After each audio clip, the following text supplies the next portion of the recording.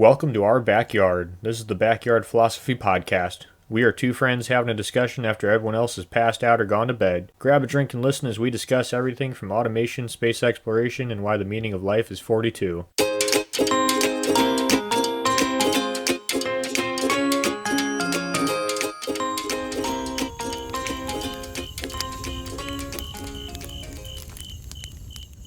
Gandhi once said, "The world has enough for everyone's needs, but not enough for everyone's greed."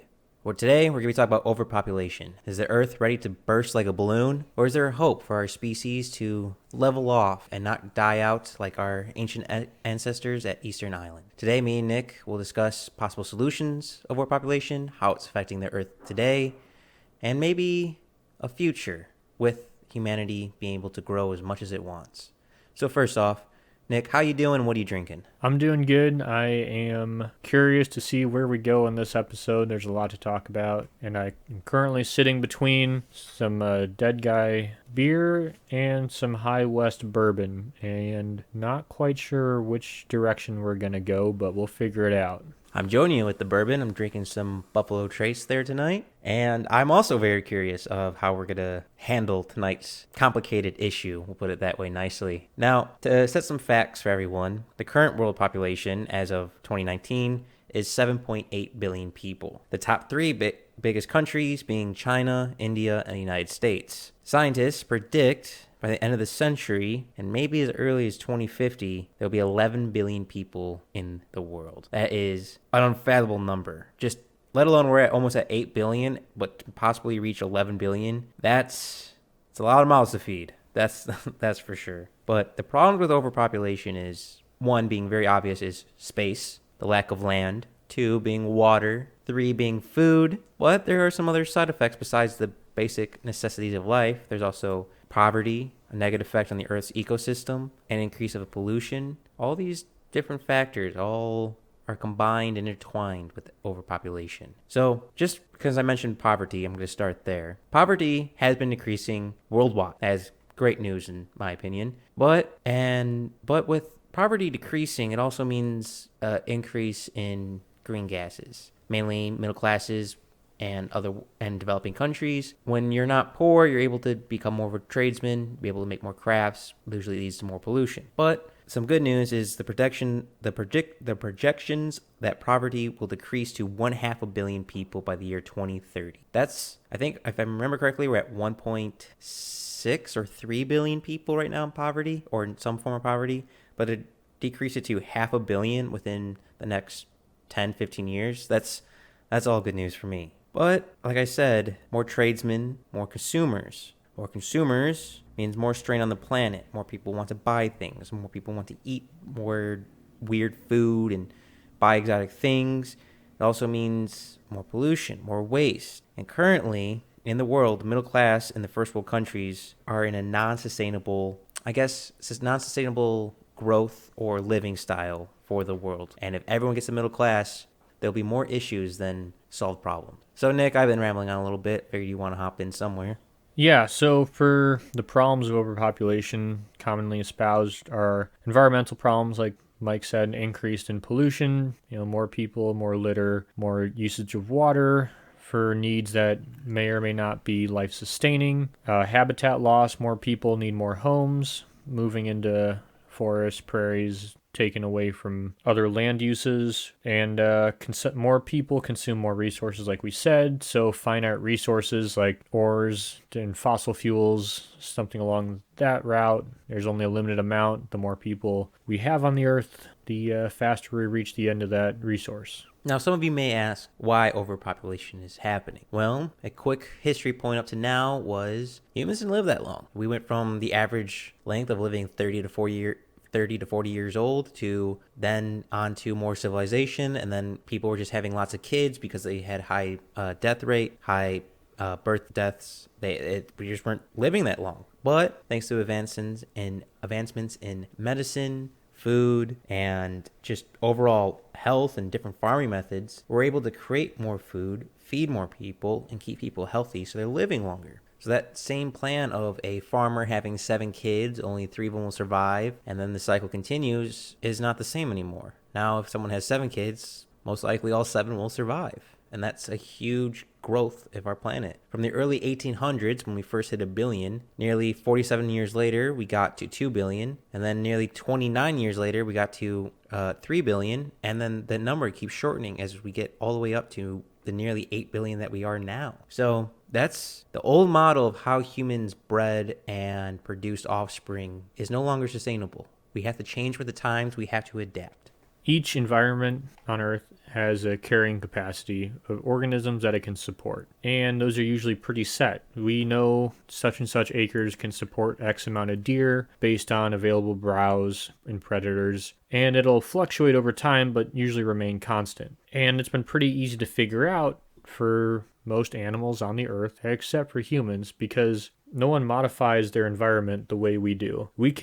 Our ground is becoming increasingly more productive. We're finding better ways to farm, better ways to fish, more efficient, use less inputs and get more outputs as technology increases. So can't remember exactly how many times, but I think the first overpopulation prediction figured that we'd have a population crash because of too many people, not enough resources, when it was in like 1890s or something, and we have well surpassed that. And then I think scientists in the past have continued to say that we're approaching our equilibrium, our leveling off point, our carrying capacity, and we continue to exceed that because of advancements in technology allowing us to get more resources from less land. Us humans are stubborn little creatures to kill. But this land we're talking about, so the Earth, the amount of land mass that makes up the Earth is about 29% of the total Earth. Of the planet, 71% of that land is habitable, and half of that land is used for agriculture. So as more people grow, we need more land for agriculture, so getting every drop out of the soil is extremely important. And Nick, if you don't mind me talking, I would love to start talking about food production. Sounds good. So I've always been a fan of how, I believe it's the Norwegians grow their food. They have not a lot of land. They're usually in greenhouses. So the farmers have to make do with little land and try to make it as cheap as possible, but still produce the most food. And they're quite good at this. They have huge harvests on just a small plot of land. They're using less water, less nutrients, and we'll talk about water in a bit, but maybe it's time that instead of farming being spreading out, we spread up. Maybe it's time for different types of farming methods, because currently with, say, beef in the United States, the amount of land it takes to feed a cow is a lot less than it would be for other animals and less sustainable. If we switch to fish or switch to chickens or pigs, it'd be more sustainable. So beef prices might be more expensive, but we are able to feed more people and make it more cost effective for everyone. So I've always been a fan of those Norwegian type of farming. I think it's the future of having a underground bunker or skyscraper of a farm. Instead of having farms across the land, you have farms that reach the sky. And I think it's possible. UV lights, water drips, we can add exact nutrients. We can keep track of everything a lot easier. We don't have to worry about birds and pest control. So we can cut down on the herbicides and insecticides, so it'd be safer to eat. There's a lot of benefits for it, but it's high in cost. So Nick, what's your opinion on food? So I have a lot of opinions on food. Hadn't really looked into the vertical farming. I've seen pictures and heard about it, but I think that's when you're kind of pushing the corners, more strapped for land. And we are here in the United States, or we have a lot of fertile ground. And one of the things that I think is interesting, if we're settling the United States now, like this landmass hadn't been settled, is where we would place cities and towns, because a lot of productive ground is wasted by putting a house on it or putting, a town or whatever storage there. So that's something that's always interested me, but we don't assign land value based on productivity in the United States. We assign it based on how much someone's willing to pay, which makes sense. It's going to be more profitable to sell that land for a house than you're going to sell it for a house. It's not going to make sense growing food on there if it's just going to be a bunch of houses around it and you have to deal with neighbors and stuff who don't like farming. You're buying for location, not for mineral rights, I guess is another way to say it. Yeah, but I think there's a huge lack of education on farming to begin with. And what I think is crazy, and I'm sure a lot of people are going to disagree with me on this, is the wasted resources put into organic farming, which is all the rage right now. I think we talked about it on an earlier podcast, but organic farming without using, modern conventional tools is essentially the fly fishing of farming. It's fun to do, but at the end of the day, I'm not fly fishing to feed my family. You're more susceptible to different pests, and you don't get the yields that you do in conventional farming growing organic. But people pay for it as a superior good when it still uses pesticides, it still uses herbicides, insecticides. To me, when we're talking about wasted resources, that's like the biggest wasted resource in my book. So I think, yep. See, to me, when it comes to food, it's the gluttony of many cultures. We, as a society, tend to waste food. We tend to overeat. We tend not to choose the best option. Now, I believe everyone should do what they like, free choice. But when you're throwing away a quarter of a meal, half a meal into the trash, it doesn't make sense to me. So maybe the future of farming will change, but maybe how we eat our food will also change. Maybe changing our mindset of how we consume such food for overpopulation. Because Nick, I'd like to add a little point to yours, which you might disagree with me on. But as population increases, I imagine the amount of farmland is also going to decrease. So population increases and land decreases. That means more people need to be fed on less land. That's why I'm thinking more solution of vertical farming, underground farming. There's so much ground both below the earth and above the earth, that above the soil, that we could use. We could use all that space to fully max out everything. So that way we could have more forests. That way people don't have to live on top of each other in a city. That's where I see, or that's where I hope farming goes. Yeah, no, understood. And that is a very common theme, is farmers today have to grow an increasing amount of food on a decreasing amount of land, which is why there's a pushback from, when people want them to do a certain thing or a certain way that doesn't really make sense. It's hard because they're already, kind of pushed past. People are trying to bite the hand that's feeding them. Yeah, exactly. But I wanted to put some numbers to what you said, Mike. So we talked about food, or you talked about food waste, and the number of, pounds, 133 billion pounds of food are thrown out, or was thrown out in 2010. That's about 30 to 40% of the United States food supply that's bought is then thrown out or not eaten, whether it's moldy or, leftovers from a meal that someone doesn't eat or something like that.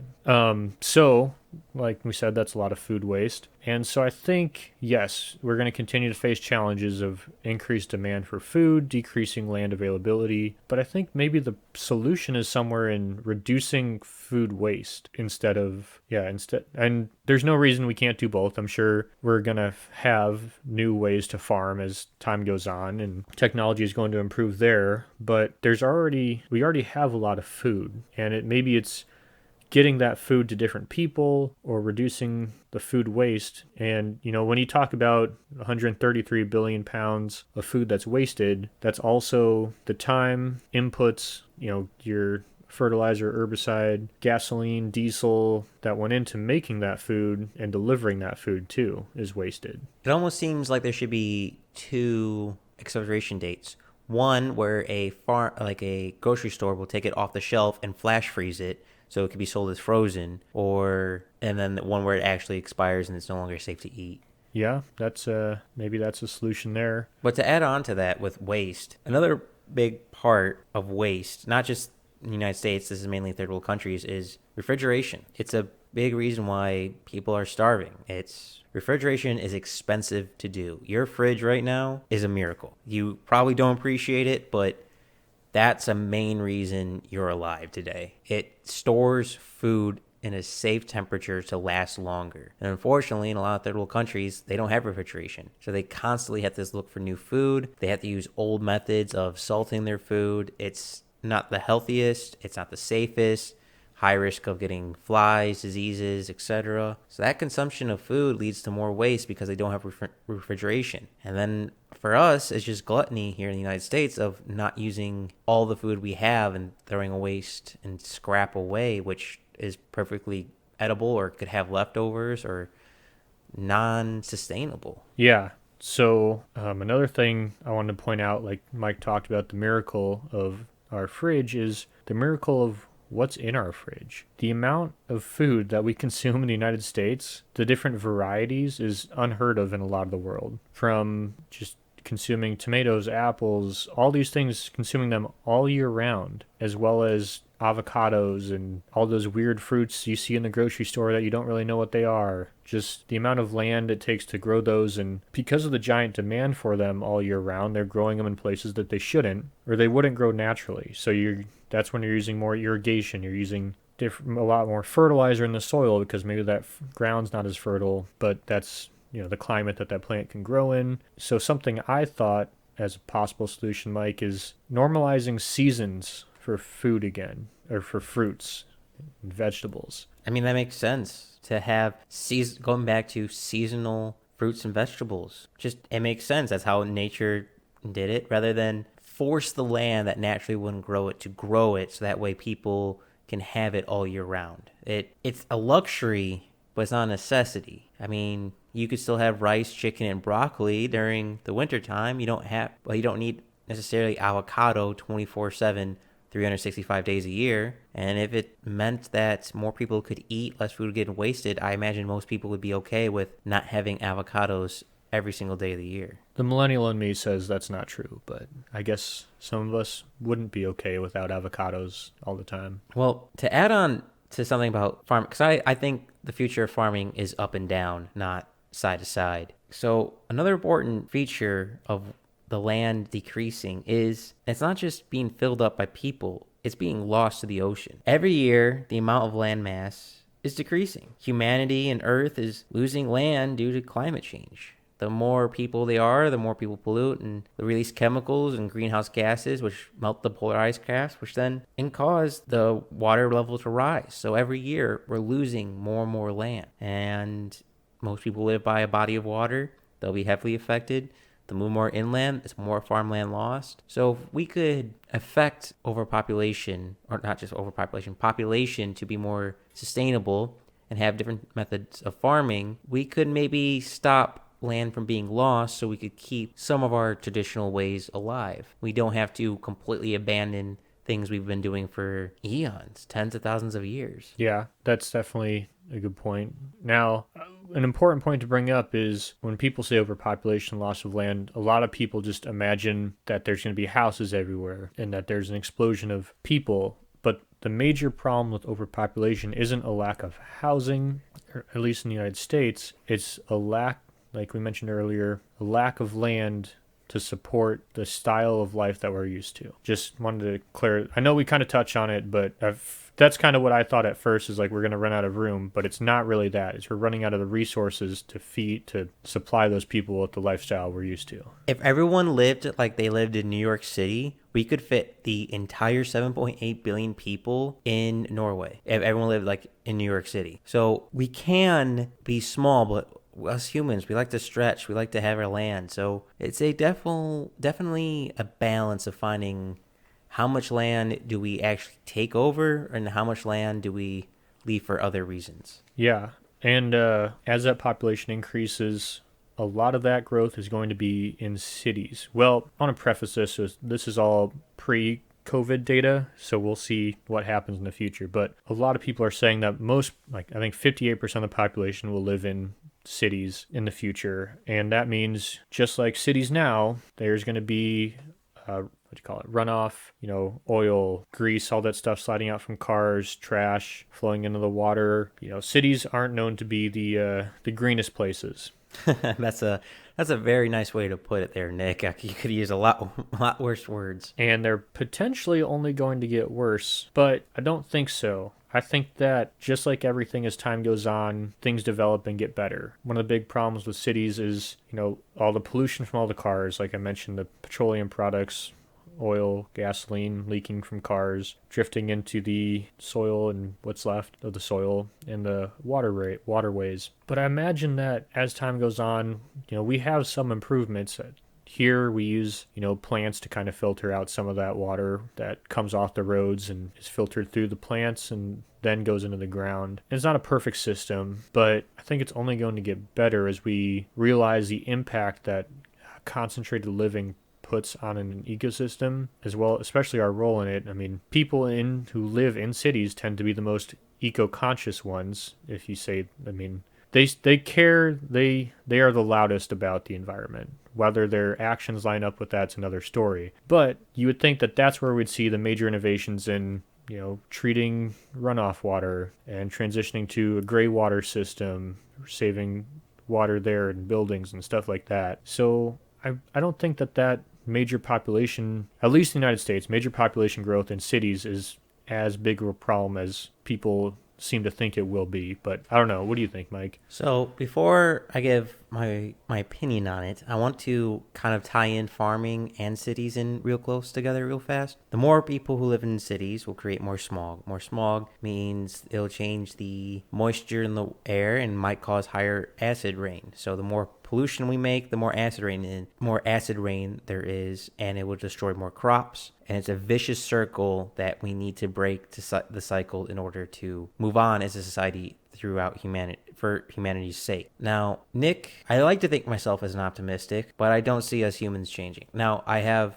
hope, but it's fleeting every day. I see us switching to electric vehicles, which means less oil and pollutants going into the air, and luckily enough, that's a big city thing of people getting electric vehicles because they don't have to travel as far as rural areas. There's more charging stations, so as electrical vehicles improve, it might help when more people move into populated areas. So as population grows, more electrical vehicles, less runoff, less oil, etc., etc. I also hope it'll lead to more people in this side of a city. So say Chicago, which is about 4 million right now, say it jumped up to, I don't know, let's just say an arbitrary number, 5 million. I would hope with that increase, they would also increase public transportation.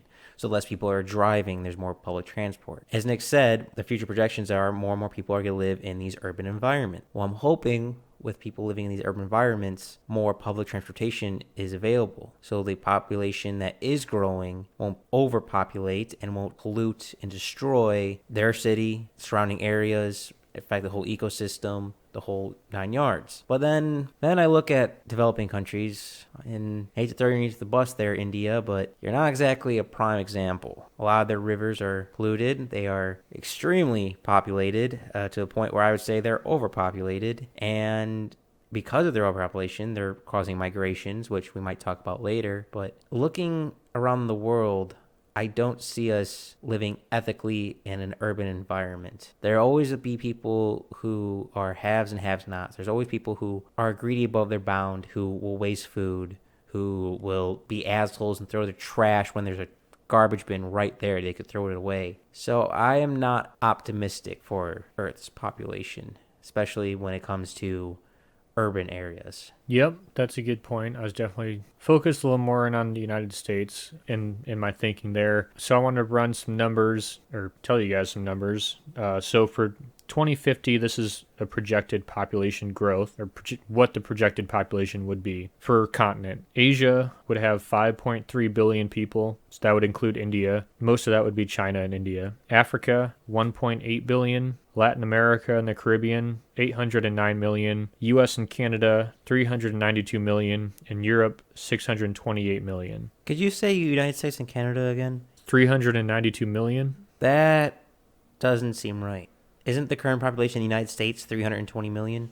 Let me see. Yeah, I'm pretty sure. Well, it does bring an interesting point, which I'm going to throw in there right now as we double check our facts. But the more financially secure you are, it's the more likely you're going to have less children. So there has been proven that people who are in poverty to have more children, whether that be to make sure that their children might have a chance of becoming successful and help supporting them, whether they be helping them on farm or helping produce income or food for the family, versus a couple in Spain who are lawyers. They're more financially secure. They're more likely to have one, maybe two children.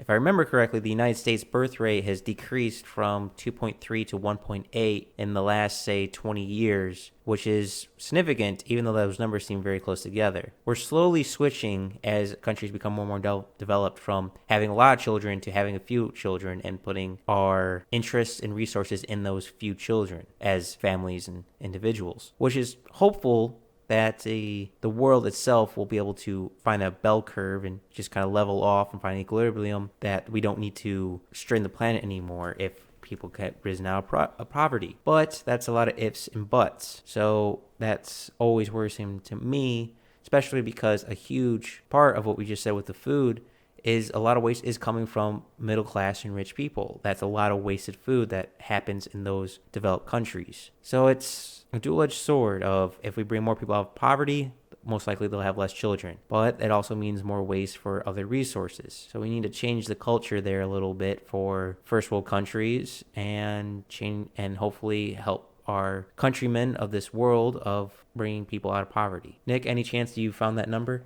So, yeah, the current U.S. population is, in fact, 328 million. Canada population, 37.59 million, for a total of about 350 million. So this study was then saying the U.S. only puts on another 40 million people in North America. So, I don't know. I didn't read the whole where they're getting that number exactly, but it was a 2018, so I figured it'd be fairly accurate. But one thing to note, I don't know, I'm sure you ran across this a lot, Mike, is there's a very wide range of projected population growth depending on what you read. And so maybe I that might be a lowball one, because like that one predicted the 2050 population to be 9.8, and Mike was saying earlier he was reading the projected 2050 population was 11 million or 11 billion. So, well, that study might correlate with the more financially secure you are having less children. But to make sure people understand, they project by the end of the century it'll be 11 billion. It might be as soon as 2050. I saw very similar to Nick's numbers of around 9.8 billion, 9 billion by the year 2050. But it is interesting to me that they project the United States to, only 40 million increase in number? That's not a lot if you think about it compared to the rest of the world. No. Well, like we're maybe getting a little bit ahead of ourselves here, but I saw that our population growth rate was at 1.03 for 2019. You said 1.08, which is... I believe that study was in 2015 or 2013. 2015? Okay, I don't know.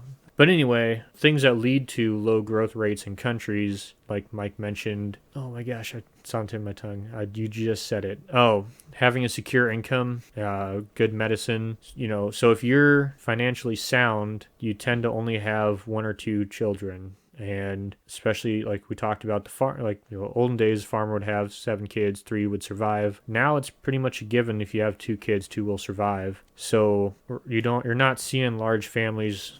Large families definitely aren't the norm that I've encountered. I don't know about you, Mike, but it seems like my parents' generation, large families were a little bit more normal. But I don't know of anybody who I'm friends with who's got more than 4 people in their family, 4 kids or so, for the most part. Yes, definitely the previous generation. I do know someone who was from Gen X who had 11 siblings, but for millennials and whatever these new generation, the kids are calling them these days, the max I usually see are 3 or 4, and that's max. So it definitely seems we're fitting that ideal of the more financially secure we are, the less children we have, which would be great for the beneficial of humanity. Because I want to bring it to history and trees, Nick. I'm actually going to bring it to trees for a little sec. So history has a weird way of repeating itself. Some of you might be familiar with the story of Easter Island. It's an example of overpopulation and overgrasping on resources. Once this lush, abundant island was filled with a wide range of plants and animals. People there thrived for a while. Soon, the people cut down too many trees, hunted too much food, gave birth to many people, and the island couldn't sustain itself. Now, that's similar happening to the island of Kirbat. am I pronouncing that wrong? It's Kiribat. So as global warming increases, this island, which I believe the highest part of this island is only 6 feet and 6 inches, so 2 meters, as the water level increases, they lose land. And their population has already grown to a point where they can't sustain itself. It's almost like a Easter Island. If it wasn't for ships and planes, they would not be able to feed their people. But now that's scaling from what I can see of islands to continents. And it's quite scary how we're deforesting entire areas for living when we need those forests to sustain animals, plants, nature, an ecosystem, help us with our CO2 fighting and pollution. It's weird also that I'm talking about trees before you, Nick. It's so strange. I bet it feels good though. I can't wait till we get to the space part of this. Then I'll feel better. I'll feel in my own skin. Sounds good. Yeah, no, Easter Island is a great example. And the thing about islands, with small islands like that, it should be easy to tell when you're, about consume too many resources and they keep going. But on a continent, how do you tell? I mean, there should be some warning signs, but... Well, it's the same thing, just different scale. I mean, an island, you scale it up, it's a country. You scale that up, it's a continent. You scale that up, it's the world. It's the same problems, just different scale. And to address on how people... We talked a lot about how families are only having a few kids, and I would like to keep on that, if that's okay with you, Nick. Yeah, sounds good. I did want to touch on water and energy later, but we can stay on this for a while. Well, I just really want to talk about one that probably most people know about, which is the former rule in China, which was the one-child rule. So humans have tried to control the population and slowing the birth rates, and like I said, perhaps the most famous one was China's one-child policy. It started in the 1980s, and Chinese families were limited to only one child. China's hope was to mute the boom of their population growth, which led to a lot of ethical issues, which we'll talk about later in the podcast, of abortion, choosing which child they would want, target sex wanted, people not finding suitable mates and partners, not increasing the population. Almost like a whole generation became inverts, which I'll have an interesting study when we talk about that later on. But luckily in 2016 this program was disbanded, and it's come across quite often when researching this for overpopulation that not bring back the one child rule, but bring back policies and rules for childbirth, which we'll talk about the ethics later. I just wanted to add that on. Please, Nick, inform us on water and energy. Well, water is the most important part of growing. We can't grow any food without it. We can't live without it. We use it to shower, wash our cars, water our lawns. And it's one of the biggest factors people point to as our overconsumption of water as why we will not be able to survive in the future. Like we mentioned, urban sprawl is a big influence on water degradation. We talked about runoff and stuff. Another problem is the lack of water in developing areas. The lack of water is a reason why people might not survive, which is why people would have more children. And it's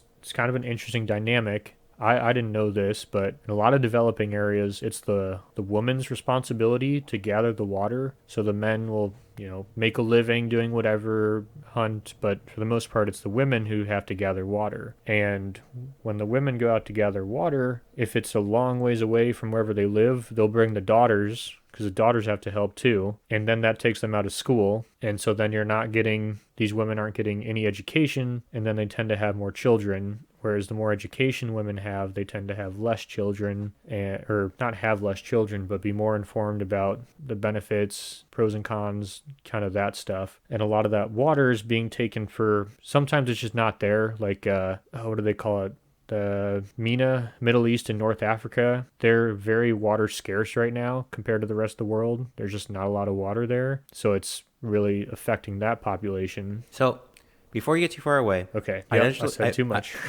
No. You're good. I eventually want to talk about the women aspect of that, because that's I think a huge topic point. But I want to tie everything together real quick, because water is the keystone for everything. Life can't exist without H2O. So you might think, well, water, yeah, you need to eat, you need to drink to sustain, but water also means power. Most power plants, I think, besides windmill and solar panels, need water to spin the turbines. It pretty much boils down to boil water, spin turbine, recycle water, begin. And you can't just use any water. You have to use clean, mineral-free water, or else it'll destroy the turbine. And in order to pump in, say, salt water, which you can't drink. Don't drink salt water, ladies and gentlemen. You have to desalinate it so that people can drink it. It takes energy. But if you have water and sustainable water, you can produce power. If you can produce power, you can produce refrigeration. If you can produce refrigeration, you can sustain your food and keep your food longer, which means less people starving, and it's easier to focus on, making more money for your family, focusing on school. You don't have to have more children to help with the chores, the errands, the farm, etc., etc. So then that comes back to having more economical stability means you'll have less children. So the bar that is low right now for people who are in poverty situations, if we raise that bar, we all increase with it. If we help the wheat chain become strong, we all become stronger because of it. Sorry, I just wanted to tie that all together there, Nick. No, that's perfect. And yeah, I think education will be a whole nother section we'll touch on, but I wanted to finish water first. So we talked about farming and growing crops where maybe they shouldn't. And irrigation is a big part in that. Irrigation water loss is seen as a big issue. To me, I don't think that's the biggest waste of water. I mean, people call it a loss, but it's, first, irrigation practices have come a long way. There's a lot of different irrigation practices there's still, a lot of center pivots, but the nozzles hang lower to the ground. So there's less water loss and evaporation. You have individual drip tubes for different farming operations that don't require anything going into the ground to dig up or stuff that's there year after year, kind of like grapes or something, or almonds or stuff like that. There's lots of different kinds of irrigation technology that's getting more efficient. But what I think is one of the biggest wastes of water, my first point, we'll get to my next point, water isn't lost when it evaporates. It's just put back into the water cycle. So it just goes back in the air and will eventually be put down as rain. So it's not lost through evaporation. We'll eventually get it back. It may go into the ocean, but it's, I don't know. Sort of. Well, explain to me where it goes then. Okay, so with water, the normal cycle, how it goes is there's a lake, the sun heats up the lake, turns into evaporation, rains back down, cycle continues. But as human growth continues and we destroy the land, that water gets mixed in with other chemicals, which then produces other byproducts and other issues and breaks the chemical bond of hydrogen and oxygen. Like burying our trash right now in the United States is producing a huge amount of methane. When you add all that chemicals in there, the water might become acidic. When all that methane rises to the sky, it changes the water chemical situation, so it's not drinkable anymore. So when it comes back to the earth, it's mixed in with other chemicals and not really usable. It's pretty much just not good water. You don't drink it. It's polluted water. So yes, the water comes back down, but not always in the form we want. Now, another issue of, you say, drop in the ocean. Well, with overpopulation and Earth in general increasing our pollutions, we're also increasing our CO2 level. The oceans are responsible for absorbing our CO2 level. Like, you think the CO2 levels in the atmosphere matter? No. They do matter, but nothing compared to the ocean.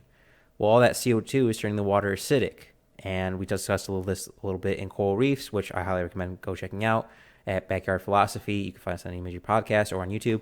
And so all that water that was now fresh water is now salt, acidic water that we can't drink unless we do a chemical process that requires energy. So that's essentially, for most countries, that water is gone. So that's my asterisk to your point there, Nick.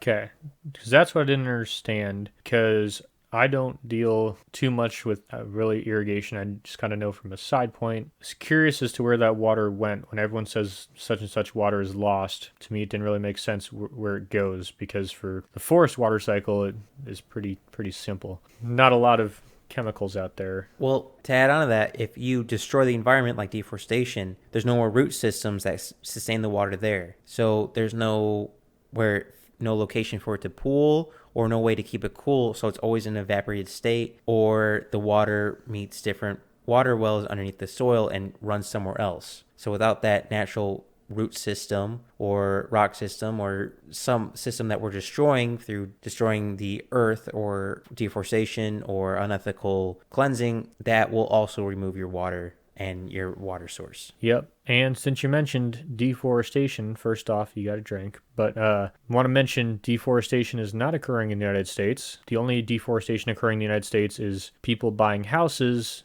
and cutting down trees to build those houses, not actual timber being cut, sold for a profit, and then not replanted. That is two separate things. Just had to throw that in there. No, I think that's good. And to clarify it, because even that was confusing me, they're removing the tree from a location to build a house where that tree was. They're not cutting down trees to build houses. That's not that kind of deforestation. That's just to clarify. Yep, sounds good. So I think, me personally, Mike, you may disagree. I think my two biggest wastes of water in the United States are, one, I mentioned this in another podcast, but watering lawns, I think, is crazy. I mean, I think we should plant more native grasses and stuff that don't need as much water besides what's supplied in the annual rainfall. But two, hashtag green equipment. So things like a green toilet or a green washing machine. They use less water, but they don't do the job, so I gotta wash all my clothes twice. Like a green toilet, it uses less water, but you gotta flush twice. So does it really use less water? I think we need to focus not just on having something say green, but have it actually do the job in the most efficient way. I would agree with that statement. I think for me personally, the biggest water waste is sinks and showers. So, unfortunately, you mentioned a little bit earlier about gray water. For those who don't know, gray water is, if a water meets an ecosystem, it's not going to hurt it. So, your soaps that you use or your cleaning supplies, when it reaches soil, it doesn't kill the soil. It keeps it alive. Nature can deal with it. I think a big problem with, say, cleaning our dishes or taking showers is a lot of our soaps aren't capable of being environmentally friendly. I mean, they go down the drain, but to recycle that water, it's hard to do in the process. If you use gray soap, it makes it a lot easier for that water to evaporate, go back to the earth, and keep that cycle continuing. And with overpopulation, every inch matters. So I think if the population increases, we should definitely change our soaps methods and our cleaning methods and whatever water that will escape for the ecosystem, especially if our urban environment increases and there's a lot less people out in nature. So all that runoff is going to increase. So to decrease our effect on water consumption, use gray materials so our water is cleaner. Yeah, if that to me is our biggest waste, is we're polluting our water instead of having gray water, which could be reused for other said things. So kind of give you an example, I think we're on the same page, because this is Blair's realm, or my wife. She's a civil engineer, and she used to work on a lot of, and still does, a lot of water systems. And she says the single thing that we can do to decrease water usage is convert to gray water systems. So what that means is you wash your hands or you shower, well, that water would then all get reused to flush a toilet or something like that. That you just think about how great it is to live in the United States, where all over the world people are dying, literally dying for clean water, and we shit in it. That is what we do. People are dying for that. We have so much of it. It's such an abundance here, and that's awesome. Like, I wish everyone had that. Well, not just to clarify, not the people dying, just that we have that much water Yes. here. It's awesome that we're that blessed to live in the United States, and we have so much clean water that we can do that. But this is a system that can improve that and have clean water for longer. Yes, I'm a big sustainable guy. I want the job done right, but I want to make sure I can repeatedly do the job. Like, I guess I take my gym ethic to the real world. If you can lift a weight once, it's a party trick. But if you can do it over and over again, that same weight, then it's a skill. So I wish that would transfer over more to the world. Because every little inch matters. If you stop using plastic forks, you start using reusable silverware, that reduces the petroleum used. A lot of that echoes like a butterfly effect throughout the world. And with overpopulation, the number of people causing ripples, all those ripples add up together even more. It's like creating tsunami ripples. So every little bit there matters. Yeah, I wanted to share some numbers I forgot to mention earlier. Sorry for jumping around so much this podcast. The U.S. uses an estimated 322 billion gallons per day, and per year, we use about 700 billion gallons for watering lawns. So that's not a lot out of the total, but that's a lot of water for something that to me has no actual value added. Besides, it'll add value to your house, I get that, but no really value added to society versus the appearance of a clean cut neighborhood. I don't know. What do you think, Mike? I it hurts my brain that we're wasting that much water on appearances. It's cosmetics over functionality. If anyone says I need to keep my grass green because of HOA, I would love for them to look a person in a third world country who literally has to walk miles to get water and go, I water my grass because I want it to look nice. Now I'm not saying you shouldn't. With clean water.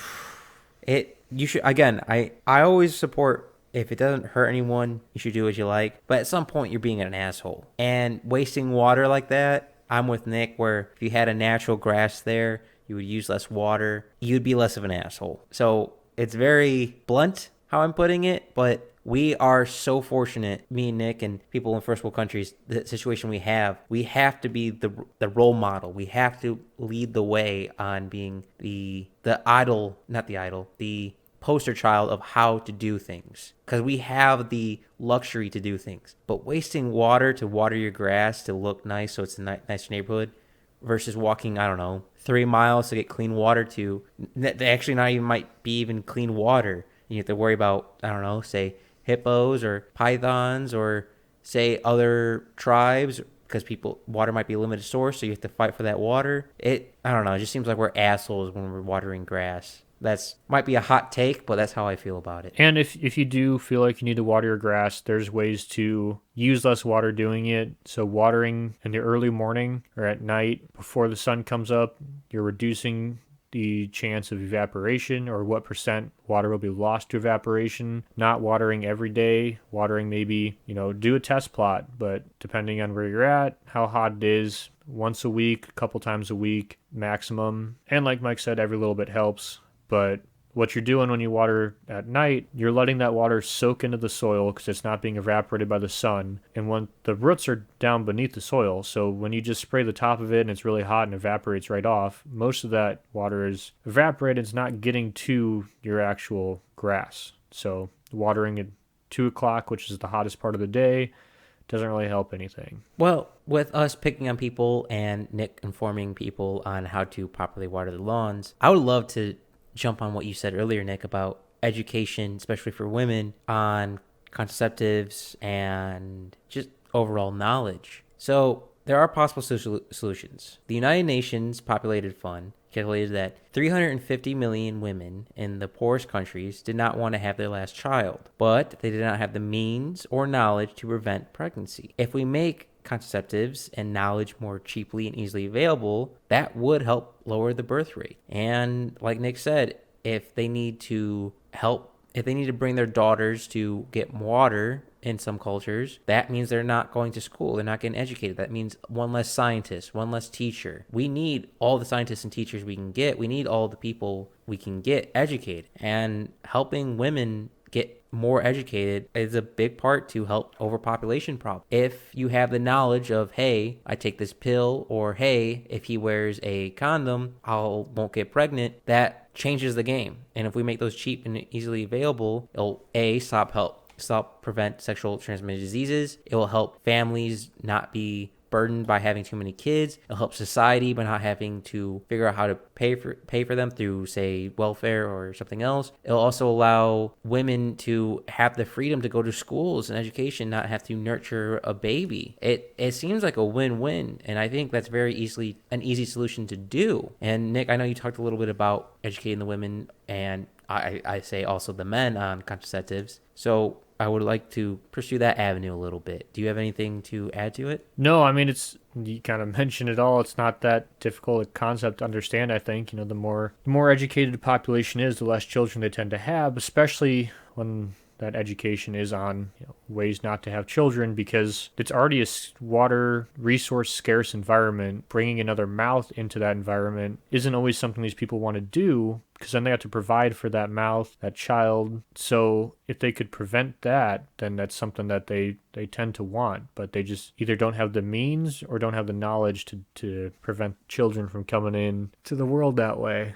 I think a big influence on that is if we educate the youth of, say, people who don't know about contraceptives, whether it be male or female, it probably increases the chances they won't have a child when they're not ready. They'll wait longer. They know preventive methods. So when they're in a more financial secure position, they'll have more kids. And Nick, I don't know about you, but when researching overpopulation, the movie Idiocracy kept coming up in my mind. The opening trailer of just dumber people have more kids than smarter people kind of thing. It seems like that movie is less of a comedy and more of a satire on the real world. But I will say, nothing scares me more than a mom protecting her child. Like, that is, you can send me against 100 ISIS members. I'd rather do that than go against a mom protecting her child. And when you say are in limited resources, you're not going to care about ethics. You're going to care about putting food and water and shelter in your kid's belly and making sure your kid's safe. But again, if you know how to prevent kids and know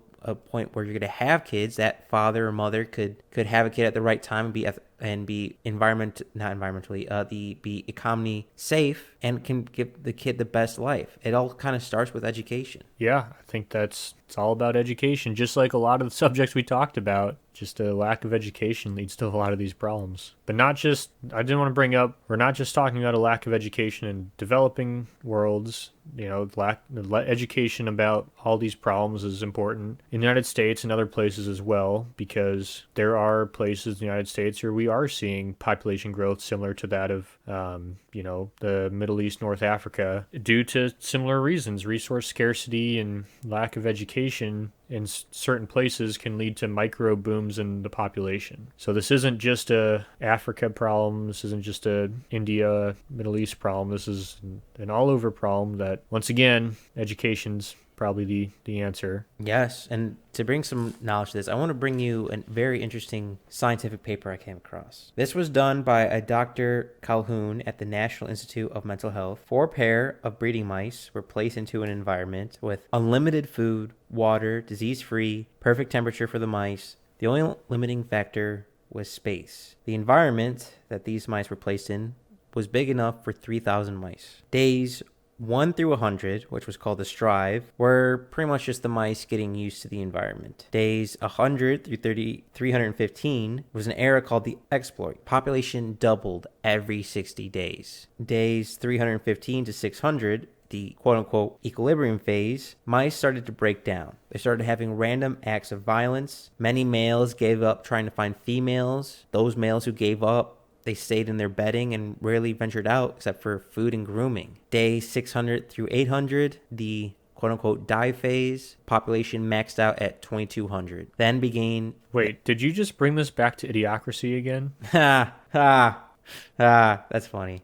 But no, this die phase maxed out at 2,200, then began to decline. There was no surviving births taking place after day 600. Even when individuals were removed from this environment into a open environment, still full of food and water, they continue their destructive behavior and fail to reproduce. And I think this is happening with humanity. When I see countries like China or Japan where it's grossly overpopulated by one sex, I see a lot of people not going out. I see a lot of people staying inside. And especially with, say, the internet technology, that is increasing the reason to stay inside. You don't need to go outside and find a mate. You can stay inside and get distracted through other environments. And much like the mice, to humans, we are very complex creatures. It matters on our environment. And when we don't have enough room and we're kind of stuck in, we're not our true selves. I think a good point now is COVID. As us being stuck in home, it's drove a lot of people quote unquote stir crazy. A lot of people getting weird, not going outside, not being able to stretch, not being able to move around. With overpopulation,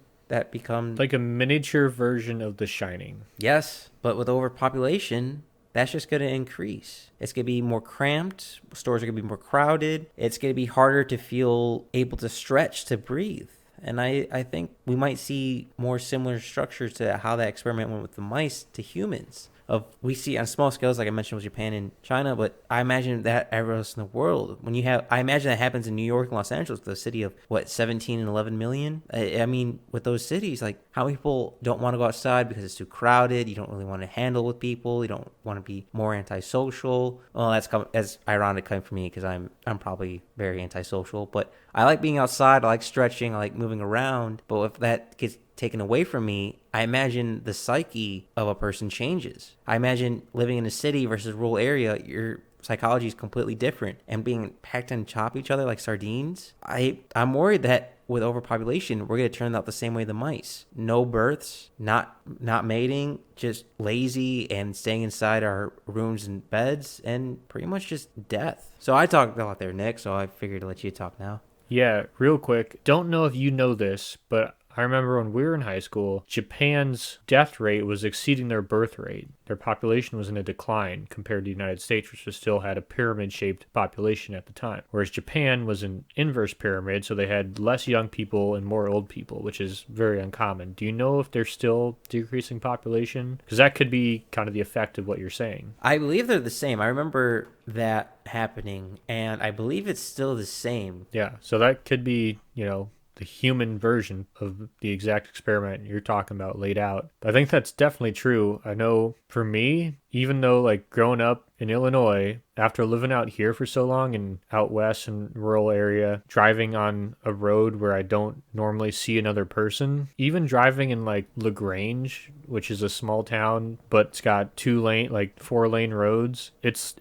stressful. It's a little bit too much. Like there's a lot going on that I'm just not used to processing. So just a quick Google to add on to the Japanese. They, in 2019, went down to 864,000 people, which is the first time since 1899, according to the government, that has dipped below 900,000 people. So as far as I know, the population is like the decline is the number of births is stark to Japan since like 1899. Like 1/3 of its approximately 126 million people today. It's dropping. Yeah, so I think that's what you're talking about of when the rats just kind of laid down and didn't really seek a mate. Well, hopefully, unlike the mice that they when even removed from that environment, we kind of have a rubber band effect. So maybe we equal out, we decrease population, we get to a point, and we go back. So it's almost like a sine function going up and down, up and down, up and down, but never reaching the max above 1. Sorry, a little math there, little math nerd of me. Get it? Sine function. If you type in a sine function on a graphing calculator, the absolute and the minimum are both 1, so it goes up and down to 1. And I'm gonna stop talking now. Nope. Do not get it because I don't need absolutes when I do geometry, Mike. I'm sorry. I use simple equations. Basically just, yeah. Anyway, getting off topic. I was going to start talking about trees, but I didn't. Oh, thank God. I saved everyone from a moment of you not talking about trees. Oh, okay. Well, you're welcome. No, but yeah, I think, okay, keep going. No, I was going to say, please continue. So I think overpopulation and a lot of people mixed up in a small space has serious psychological effects on people. Just me personally, I don't think that's something I could ever do, which is why I choose to live out in a more rural setting. And just seeing people's lives that are completely different. I mean, social media, people who post every day, I can see pretty much how their day is every single day. And it just doesn't seem like something that I'd want to do. So that would cause me to be depressed. And I'm sure there's a lot of people in Japan who feel that way, but Japan is such a small island with so many people on it. It is crazy. Like just I wish I knew their population per, I guess they do square meter or whatever freaking metric system, but per acre. That would be interesting, but I can't imagine living like that. Well, it might be something as our population increases into a point of overpopulation that many of us might have to adapt to, even whether we like it or not. What land we have for agriculture. Nope. I don't like it. I'm used to, just at work today, I could look out for probably 2-3 miles in distance and see nothing but trees. And I am not ready to give that up. Oh, just an asterisk, because I probably said it wrong with the Japanese 800,000. That's the birth rate, not the actual population. Just wanted to clarify that. But what land we have for agriculture, we might have to keep. So with people might have to pile up on top of each other if we want to feed everyone. That's a real possibility unless we kind of get our act together. Yeah, it'll be interesting because right now we're losing a lot of agriculture ground because a lot of people are leaving, we're not going to say what state, but California. And New York to a little bit smaller extent. They just don't have the population of California, but they're buying up a lot of productive ag ground because people like the it's not atmosphere, I guess scenery. Would you say? I don't know. They like to be. They're hipsters trying to be in the woods and be and less bougie, and they're trying to be part of nature, even though they're changing the environment they left to a better environment and trying to change that environment they left into the environment they just came to. Right. And this is happening all over. Even in the book I'm reading about, or The Collapse by Jared Diamond, it's happening in Montana as well as out here, but he puts it a little bit better than I can. And he talks about how the people who live there, Montana wasn't the most productive ground, but you could still make a living farming. But all these rich people are moving there because it's secluded and it's raising the property value of property incredibly high. And because it's doing that, people can't afford to farm there anymore. And people were barely able to make a living there farming beforehand. And there was never any zoning regulations or whatever you call it that prohibited building structures or building a house or whatever. Is all very open. And so people could do whatever they wanted, which is not something that happened in California. But now all these people are coming in and they're changing the laws to say you can't build unless you do this, this, and this. So they're effectively forcing these farmers to farm for the view because they won't let them sell and they won't let them build and sell their lots because of like zoning registration. So their land is forever stuck.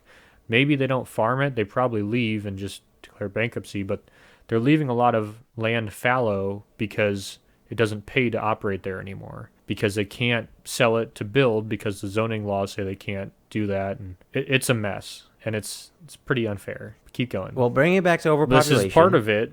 I like paying on California, but unfortunately, if we keep going the way we can right now with overpopulation, the entire world's going to end up like that with all the zoning, all the rules. Because the more survival situation it is, the more lives are on the line, the less your emotions matter. Your emotions don't matter when it's life or death. I hate to tell you that, but it's true. So when we're at say 9 billion people and we need to feed and give people these water and shelter, all these rules and regulations are going to come in order to stay alive as a species. Like, overpopulation could be the downfall of our species. We could go to war over water. And there are countries and people who already do that. So it's not too far-fetched. And I don't want to be like the unfortunate farmers in Montana where all these rules and regulations prevent me from doing something.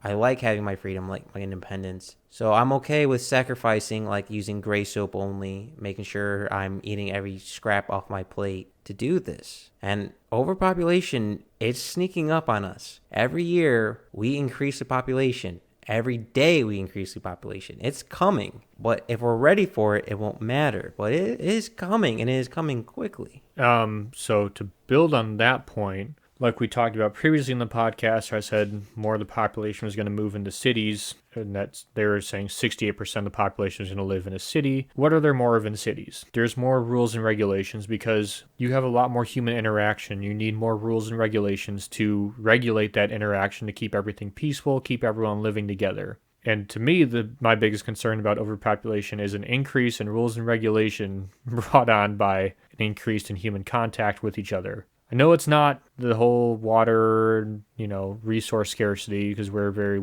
lucky here, but that is coming down the pipeline as a result of overpopulation, just something to think about. And if you'd like, Nick, I'd like to jump into possible solutions. Can we talk about energy real quick? Oh, yes, energy. How could I forget? Okay, so real quick, there's a lot of different ways to create energy. You got water, wind, solar, nuclear, natural gas, coal. Problem is, some of those are finite.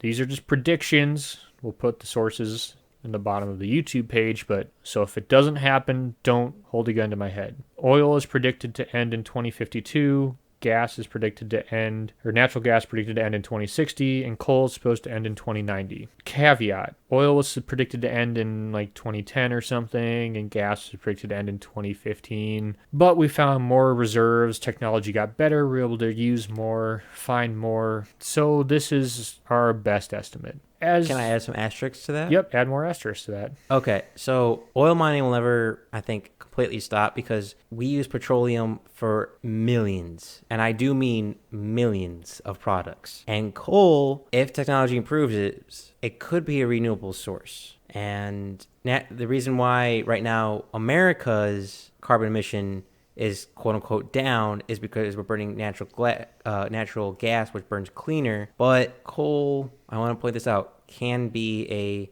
renewable source if done correctly. I just wanted to add those asterisks. No, you're good. Yeah, I want to expand on petroleum products. Like you mentioned, they're used in everything. And I know you said everything, but I want to include like pretty much everything, including like kayaks are made out of petroleum products. That plastic to me, that, Mike, I find that hilarious because kayaks are predominantly seen as like the green thing, but they're made out of petroleum. I don't know. I find that funny every time, but that might just be me. No, it's a bit ironic, and it's great that you're floating on a piece of plastic in the ocean trying to be green. Well, my favorite part was there's this huge protest against oil and natural gas, and the protest was a bunch of people kayaking around like drilling well sites or something. They did not do their research beforehand, but yeah, that's it. They just didn't do their research beforehand.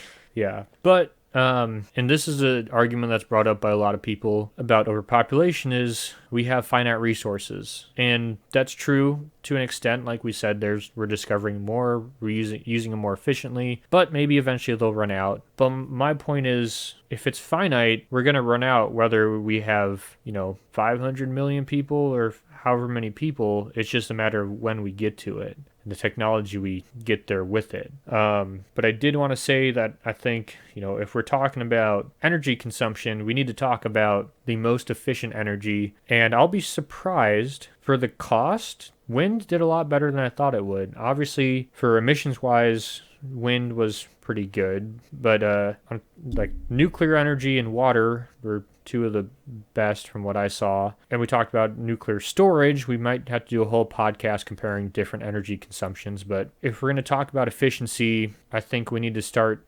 including nuclear not in the renewables that everyone talks about with preparing for overpopulation, but with a source of energy that we can create a lot of energy relatively cheaply and efficiently compared to others. I don't know. I just feel like the nuclear power is left out of a lot of overpopulation arguments, and I just wanted to bring it up.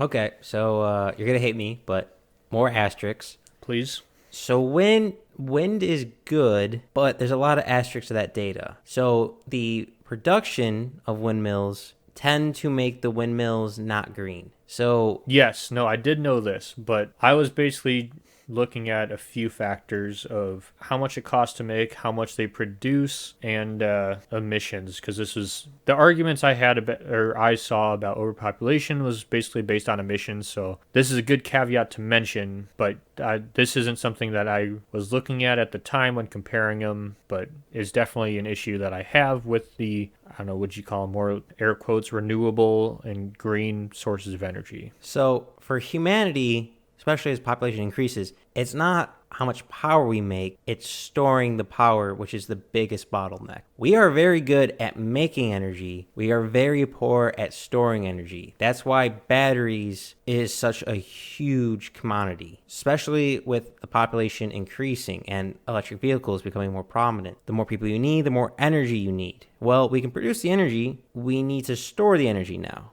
I think solar panels, the highest efficiency, if I remember correctly, this is lab, I think is at 87%. I think out in field, the highest efficiency is 67%, which is light years from where we started. Actually, fun fact, if you ever want to make a solar panel, you can make them out of blueberries. Just go on YouTube. But wind, not exactly the great. It's good, but there's a lot of asterisks to it. So when it comes to energy, it's, to me, storage. I agree that nuclear gets a bad rap. We've come light years from when we started using nuclear facilities. And unfortunately, it takes about 10 to 13 years before you make net even on the production of a nuclear facility. I think it's like the average is 13 billion to make one nuclear facility. So there is a huge investment up front to do that, which is a lot, what turns a lot of people away. And then you counting on 13 years of a government that's going to support that. So it's not an investment I would make. I mean, luckily, I also don't have $13 billion. So luckily, a lot of nuclear facilities are privately owned. So like they're investing for to make money. They're trying to turn it into a business. But since you brought up wind and solar, I think that's a very interesting topping point with overpopulation. Now, stay with me. It's going to seem like a mess, but like a Shyamalan Ding Dong's movie. I can never pronounce his last name.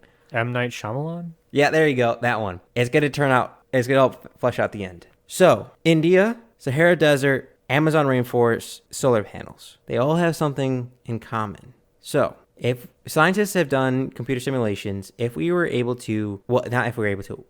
put windmills and solar panels in the Sahara Desert, within decades, it'll turn into a tropic zone. It'll help collect more moisture in the air and help make that zone more life, more green, more water, etc., etc. Now, I'm not quite sure how that affects the Amazon rainforest because a majority of the nutrients that go to the Amazon rainforest are from the Sahara Desert. The sand the minerals get blown across the Atlantic to the Sahara Desert. But the Sahara Desert is mainly inhabitable. India and other parts of Asia, which have the most population, need somewhere for these people to go, somewhere for these people to migrate. And a point that we didn't point out is the more people there are, the more people want to leave and spread out, much like California is spreading out throughout the United States.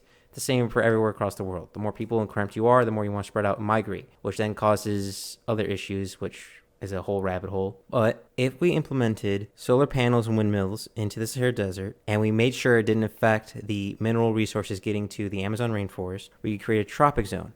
That tropic zone would make it more habitable for humanity. We could bring in people that are overcrowded into that zone in the Sahara Desert where they could grow more food, they could live their lives, they'd be more economically sound, so they wouldn't have that many kids. And then, thus, in India, when they have less people there, or say China or whatever country, since a bunch of the large population moved to the Sahara Desert, they could sustain themselves in that country. They won't be fighting for so many resources and water, so they could survive longer.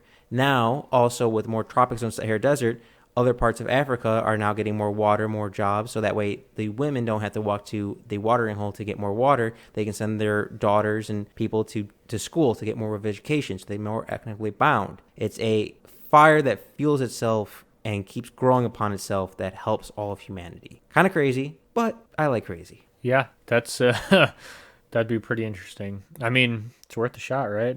It's not like there's anything else that area is being used for. Nick, I felt like you just patted me on the top of my head and said, "Good try." It seems like it was all for naught. No, I mean, that's a good idea. I never thought about something as drastic as that. I think it's, if you could convert that area into something that's more livable, I mean, that's a huge area. And like I mentioned previously, that is that water scarce area. That's where they're they don't have the resources there that they do in other places. They don't have the water there, I guess. And so, like we mentioned, that takes the women out of education and any other opportunities that could be afforded to them, because that's their job to find water. So if you could take it more from a just barren desert into somewhere where people could live, less travel distance to water, increase education opportunities. I mean, it seems like an all-around win. A little concerned that this is then they have that, this is a Dirk Pitt novel, isn't it? In Sahara, they had the big-ass solar farm in the middle of the... That was for, quote-unquote, breaking down nuclear waste, but That's right. Yeah. No, I know. Yeah, that's true. But there are land that are inhabitable right now. Sahara, Siberian tundra. We can't really do Antarctica because there's not really a lot of soil. There is some soil in Antarctica, but I don't want to use that land, because if we were able to use that land, that means the polar ice caps are really melted to a point where we're pretty fucked. But say the Sahara Desert, we do farming there, and say the tundra, we have people live there. So we can use these different zones for different types of farming. So say we have the vertical farming in the Siberian tundra. We have frozen water. We can pump that in. We can set up a rail system that goes to other countries and ports in Asia and in Europe. We could use that land that no one's using to farm in. We don't have to use it for just humanity, but we could use it. It seems like a very win-win. It seems like a resource we're not using. But again, it all comes down to cost. Unfortunately, most of my crazy ideas are simply because I'm the only one who wants to do them, and I have no investors. And unfortunately, in this world, to make a lot of change, you need a lot of money. And I think those are very limiting factors for using uninhabitable ground such as the Sahara Desert or Siberian tundra. So I want to bring up something I thought of just now. So hear me out. Have you heard of, oh man, what do they call it? It'd be like the equivalent of a wind farm, but underwater, like a tidal farm, tidal energy. Oh, yes, wave energy. Wave energy, yes. So you know how in coral reefs we talked about the degradation of coral reefs and the mangroves is leading to increased wave height from, oh my gosh, hurricanes. Hurricanes and stuff, they have higher wave heights now because we have decreased mangroves and decreased coral, decreased, oh my gosh, marshes and stuff like that. Well, but if we were able to harness that power, maybe it doesn't pay for itself, kind of like a solar panel deal where Solar panel pays for itself. we may... Wind. Okay, well... Wind doesn't pay for itself. Wind. Sorry. The solar panels on our high school did not pay for themselves. That's what I'm thinking of. But wind, where it doesn't pay for itself, at least those would take some of the energy out of the waves, right? So then you would have decreased wave height because that's acting as a barrier that the coral and the mangroves and the marshes used to act as in front of places like New Orleans, which is already low to the water. So you're decreasing that wave height, so then your hurricanes aren't so bad. Possible. You need a lot or couple large ones, but possible. Okay. Good to look into. For overpopulation, I want to point out, since we're talking about energy still, we shouldn't just use one energy source. I think it's Greenland, that's completely green. They use geothermal because they have a volcano. I believe it's Belgium? Somewhere in Europe where they're using completely trash. Waffles. Oh, I wish. Nope, never mind. I wish they used all their trash to run their entire country. So there are, I think the best solution is multiple solutions, is a way to say it. But which I think we come down to in almost every podcast is it's not one solution, it's a solution applicable to each area that's individual to that area and not other areas. There's no silver bullet. There's not one thing that's going to save us. It's a combination, different factors, different land bases have different solutions. I'll never put your eggs all in one basket. But kind of adding on to solutions. This is where I don't know if I'm Obi-Wan or Anakin. So this is God, Nick, I'm you today. I'm doing Star Wars insights and trees. Good. Let the hate flow through you. A lot of questions got risen up when China did the one-child policy. There are some activists who thought doing this was infringing on humans' rights, which is something to discuss. When it's up to survival of a species, where do rights stop and the importance of survival begins? So there could be a day, it might be soon, might be far, where there are rules on how many children you can have, when you can have a children, because human life expectancy is increasing. People are having kids. It's an finite space that we live on this earth. So do we limit kids? Do we limit the amount of childbirth?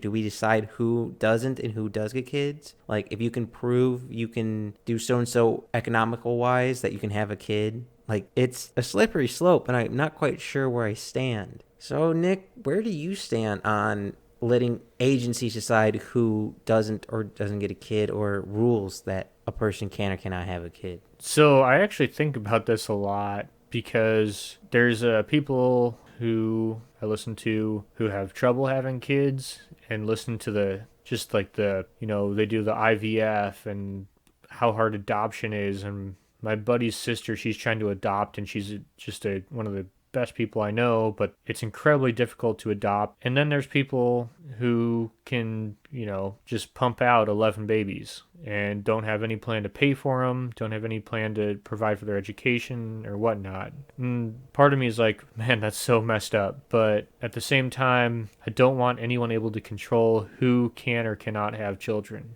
And so I think this is the only good point I'll give the big overpopulation crowd is their focus. They want to celebrate people who choose not to have children or have smaller families, like just a one-child family, because of the effects that humans have on the environment. I'm like, all right, currently in society, we do not celebrate those people. I get that. Maybe that's something that we'll start doing. I think a lot of their other ideas are stupid. We'll talk about that later. But I don't think it's right for someone to sell another person they can't have kids. Now, I agree with what you're saying, Mike, that we have a problem of limited resources. And I think in the United States this would never work, but in other countries definitely this is something that could do. I think this goes against the pursuit of happiness that is something the people of the United States want and should be guaranteed from our government. So I don't think that this is something that could ever happen here, I don't think it's something I'd ever be for, but I wouldn't be surprised if this is something that popped up in other countries. So I disagree that it could never happen here. I think it could very easily happen here. Currently, in our prison systems for child molesters and rapists, I believe there's a program to have them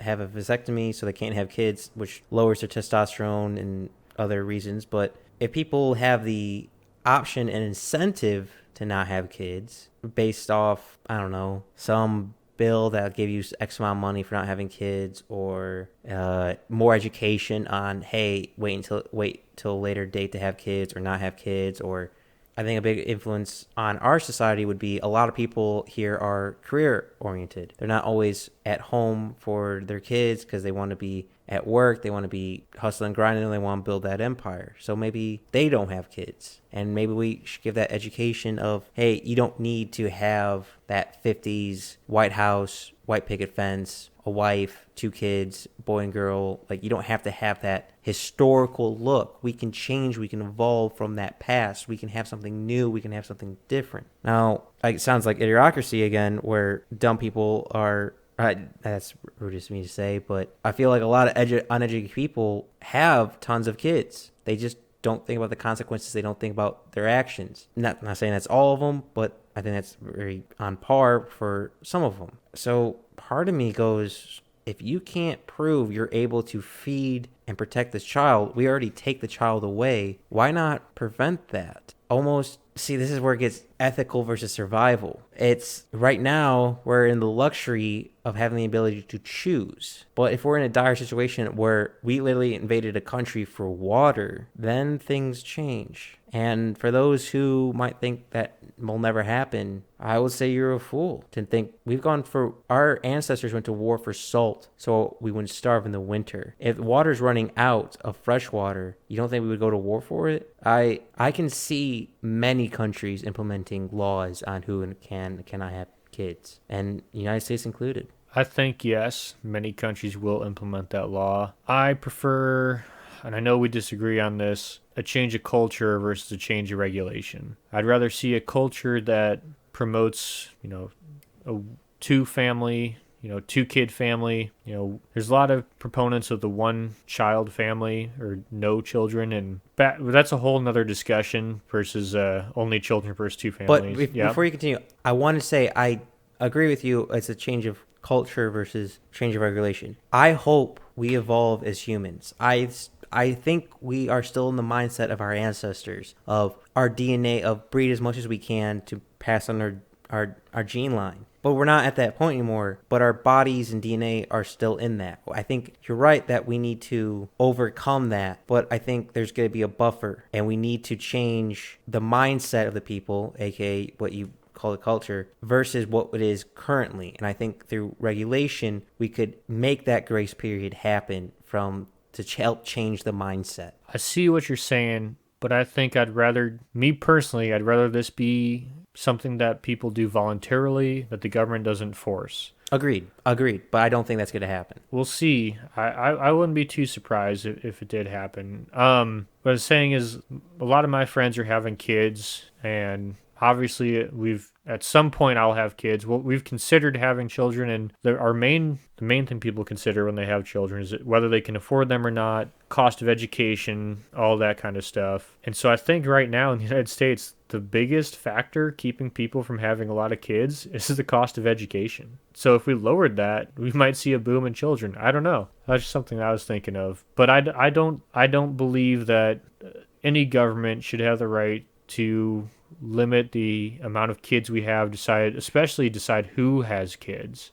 I'm a freedom-loving American, and I'm probably not going to change on that opinion. Now, do I believe that everyone should have like 10 kids? No. But I also, if that's your decision, I don't think anyone should be able to tell you no. I think what it comes down to is, can you provide for those children? And that's where you and me agree but disagree on how to handle it. No. I think I agree with you, Nick, where I want people to do what they want. But I'm talking into the future when we're at 10 billion people, where it's not talking about what you want or how you feel. It's talking about whether you will live or you will die. I'm talking about when we start getting to that overpopulation of extreme. We're going to have to make sacrifices and consequences to make sure our species survive. I want people to, hey, I don't want any kids. Good for you. Hey, I want 7 kids. Perfect. Good for you. Wish you the best. But going back to it's in our DNA still and changing the culture. Nick, this might be a little bit too personal, but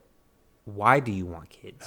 Is it bad if I just want someone to fish with? Yes. Yes, it is.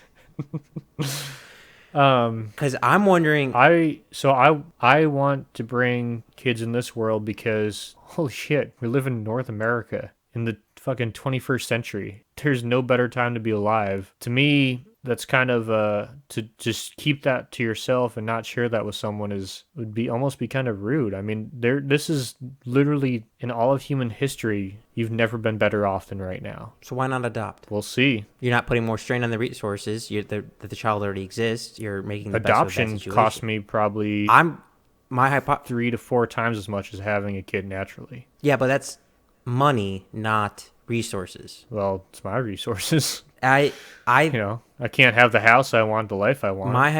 Like, I don't think you quite understand how much money it costs to adopt a child. Oh, it's like buying a brand new car. I imagine it's a large amount, but my hypothesis. It's like anywhere from 32 to 50 grand. My hypothesis is humans keep wanting to have children because it's in our DNA to pass on that genealogy, to pass on our traits. That is something we must change as a culture. We don't need to have kids so that our species survives anymore. We need to think about why we're having kids now. It's not just a biological and chemical feature. I mean, we've all been in lust where we don't make the best decisions, and that's our biology playing an effect on us. We need to overcome that. So that's why I'm very curious of why people want to have kids. Are you having kids just so you feel like it? You want to bring in someone in the world? Or is there a deeper meaning behind it? Or what are the reasons? It's very interesting to me, the psyche of the mind, and again, nature versus nurture. Because we all see in the movies since growing up of happy families, and we want that. Or we grew up in a household with brother, sister, and mom and dad, and we want to mimic that. But just because we had it doesn't mean we have to continue it. Just because we saw it doesn't mean we have to do it. Just because we lived it doesn't mean we have to recreate it. So it's just very curious to me. To me, there's no right or wrong. I'm just curious. Yeah, I mean, it's definitely interesting. I don't think, I do think it's definitely part of our DNA to reproduce. I mean, just think about when humans crossed the land bridge in North America it was like the first time when they destroyed the mammoths. It took humans 300 years to get from what is now Alaska to the East Coast and wipe out every mammoth in between those two areas. That is a rapid reproduction. Yeah, and I think we're still in that mindset, and I think we need to change. But since you brought out wiping out a population, brings me to another possible solution, which I don't agree with, but it is a solution. We simply increase the amount of people put to death in the world. So if you're a poacher, a rapist, mass murderer, child molester, etc., you are executed. That would solve a lot of problems. Not sure on the ethics of it and where that line stops of who we kill or not kill, but Genghis Khan changed the CO2 levels in the world by killing a lot of people. 8% of all of Asia shares his DNA. So maybe wiping out part of the population or having wars is a natural part of the cycle to help keep population down.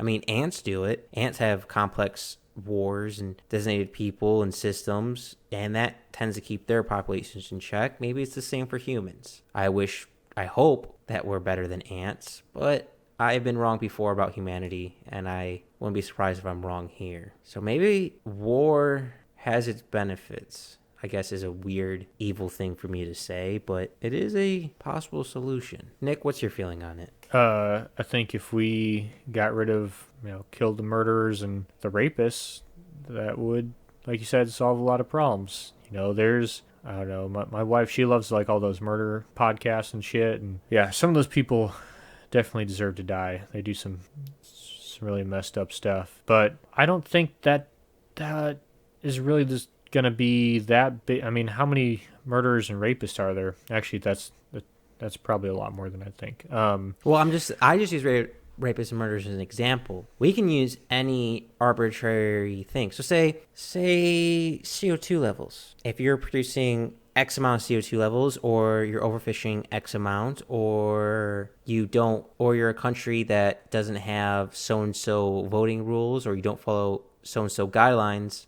the rest of the world attacks you. That would quickly eliminate parts of the population. That would eliminate a large part of the population. So say like, I don't know, you aren't allowed to, we'll bring it back to trees, Nick, so I can win you on this hypothetical conversation. If a country is unethically deforesting trees some amount of acres, we bomb a city. I mean, ethically and emotionally it's wrong, but it would get results and it would help a lot of problems. So how much evil are we willing to do for the greater good, I guess, is another question. I think that solution would keep a bunch of countries green and a bunch of countries in abject poverty. I think, look at the United States. We did not have the best social or environmental record before we got to where we are. And there's countries coming up out of poverty who are doing the same thing. They're cutting down their trees, doing whatever to survive, and we did the same exact thing. And I don't think it's right to punish those countries because, fuck, they'll punish those people later. Like, trust me, we are still being punished for the sins of the past. Yes, but if we have that knowledge now, we can change that. We don't have to make the mistake ourselves to learn. Someone else made the mistake. But do those people have that knowledge? And furthermore, do those people have the resources? A lot of these countries, they may have the knowledge. Maybe people told them they can't do that, but they don't have enough resources to survive and do it ethically. And they may need to put some more pressure on nature to get up to a point where they can support themselves. And I don't know whether that's right or wrong, but I have a hard time punishing people for things that our country's done as well. Okay, I agree with that. So what about a Hunger Games situation? Random people are chosen, and like a lotto, a life lotto, or a war lotto. Every 10 years, two countries are drawn out of the hat and they have to go to war with each other. Yeah, I don't like the idea of any government deciding who has to fight who. I don't trust the government not to listen to my text messages. I sure as hell am not going to trust them to decide who I need to fight against. I don't think that if population control really became an issue, that it would become its own war, that we would be in a war between us and China or us and India over water or whatever resource it was, that it wouldn't need to be some random luck of the draw war. And I don't think it's going to be an issue. I think eventually further down the line, possibly, but I think we'll have solutions to a lot of these problems by the time we get to that point. Desalination may have become more efficient, or we brought water to all these places. I just don't see. I understand what you're saying, that eventually time may come where resources run out and it's us or them. But if it gets to that point, it's very clearly going to be us or them. I don't think government needs to get involved in to kill off people or slow down population growth. I agree there with Nick where I don't want this to happen, but it could be a good preventive measure. I don't agree with it, but it's just a fun hypothetical thing to talk about of, hey, we're at nearly 8 billion people now. We don't want to make sure we don't get above 9 billion people because we run some new program on a supercomputer that says this is the X amount limit we can handle. Well, rather than get to that limit and lots of people suffer because of food and water, only few people suffer through war. It's a question of lesser of two evils, I guess, which I really hope you're right that we never get to that point of war. But me being a history nerd, I disagree with that possibility. So we can kind of guess at about how much land is going to be used to support a person, and we can get rough numbers about how much goods are produced each year for beef, pork, corn, soybeans, and how many people the United States needs to support. So I think a lot of this comes down to data. If we can figure out beforehand and say, hey, we are running into a resource shortage, we let the public know, or the United States lets the public know, because this has been declared like a, like a national defense issue. Overpopulation is a national defense issue of if the U.S. and specifically other countries are scarce on resources, it could lead to war. But the further advanced we can get, because then the more time we had to prepare, and say that we can say, okay, in 10 years from now, we will be leading into a resource scarcity issue. And then maybe the U.S. can put some one child family, whatever, adoption and stuff like that, photos or not photos, billboards, kind of informational campaign out. And then we kind of curtail the issue before it becomes an issue. But Mike, most things with the federal government, they're not going to deal with it until it becomes an issue. So and who knows, at that point maybe they will do something drastic. It's not a road I really want to walk down. It's not a road I want to be involved in, which is why my personal goals, including living as far away from the government as I can and not having them involved in my life at all. And I think that's something that's going to be pretty popular in the future, because with stuff like this, if you have the land to support a family, then who's to tell you can't? I don't know. Land is the only resource we have that they're not making more of. So you better get it now. Well, we could technically make land. I'll talk about that in a second. But you hurt my brain of where your faith in humanity lies, because it feels like you are a flip of a coin of, I believe humans will do the right thing versus, well, we won't do government, stuff like that, like the government's inept, et cetera, but then we'll do the right thing with the data.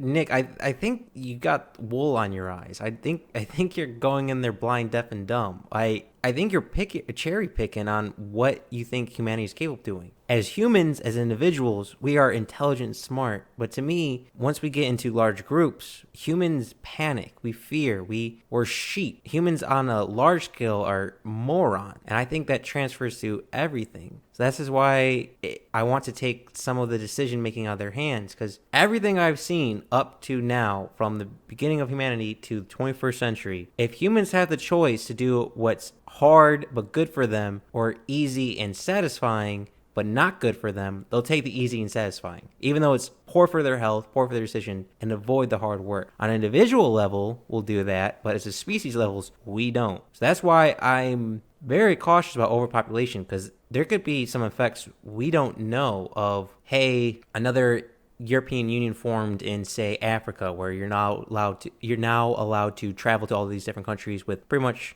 just your passport, ID, transfer. That means a lot of migration. It might mean more couples, might mean more babies. That could be a huge boom we're not suspected. And 2050 is 30 years away. That's we're one generation away from having 9 billion people.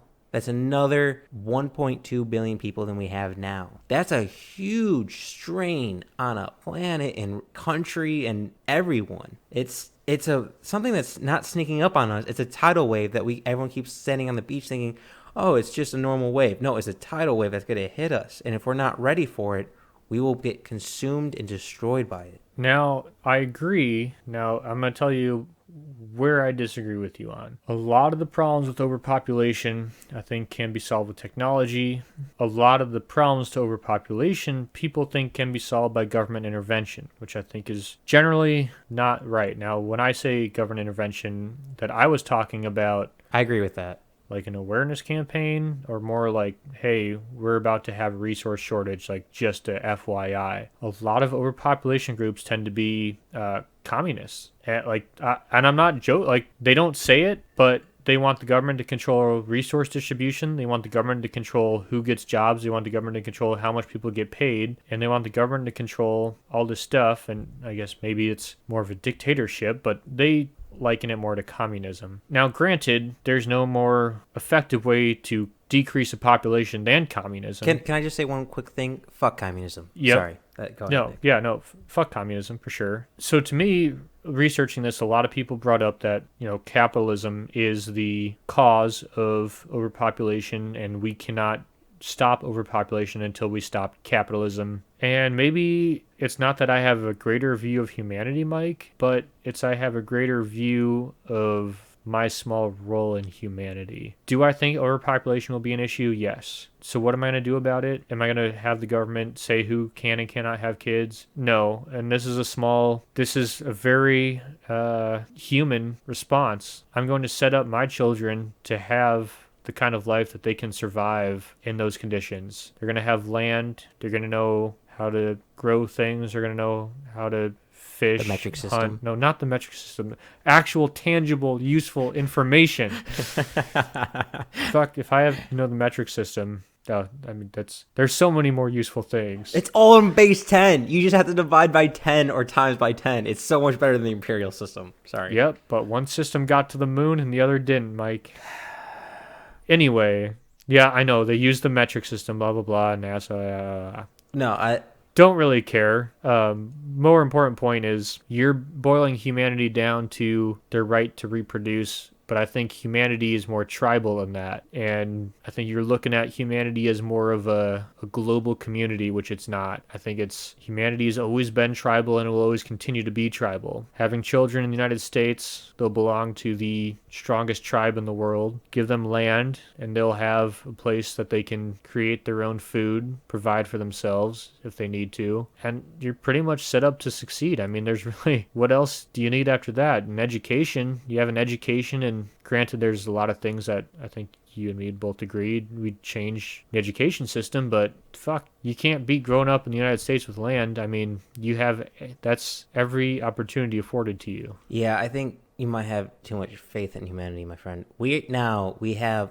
all the tools and technology in our possession to make this earth a utopia where no one has to die from diseases. Well, not diseases. No one has to die from being poor or lack of water, lack of food. We have all the resources right now to turn this entire planet into utopia for everyone, and yet we don't. I don't want government regulations to tell people what they can and cannot do. I'm saying if we're not careful, we will get to a point where that's the only way as our species survive. And for those who might think I'm cold-hearted, as a leader, the more people you have, the less emotion you need to implement in your decisions. I've never led a huge amount of people, but I have led a good number of people. And emotion is not a good decision maker. It's logic. As bad as it sounds, people in charge of millions of people have to look at individuals as ones and zeros like a computer.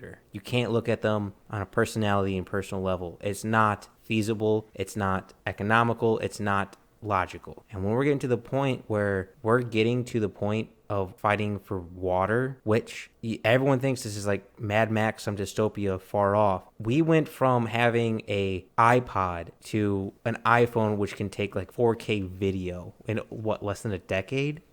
And you don't think that our population will continue to grow and strain on resources, or some environmental catastrophe happen which poisons a bunch of water, or something happens to the Great Lakes where all that fresh water gets destroyed for us? If we're not ready for the worst case scenario, if anything bad can happen, it will happen. Murphy's Law. If we're not ready for the worst case scenario, it will hit us. I don't think right now our culture as a humanity as a whole think far enough ahead. I've said it before, I don't think we think generationally. And if we keep doing what we're doing, it won't work. We keep thinking like the 1700s of infinite land, giant frontier. It's not. We've explored this earth. We've discovered almost all the land on the ground. Granted, there are always mysteries. There always will be mysteries. But if we're not prepared for the worst, we will get blindsided for it and we'll get destroyed by it. Don't want government regulation. But if we don't have a contingency plan for if we need to implement that, it'll be too late. That's, yeah, dark as that is, but it is a real possibility of needing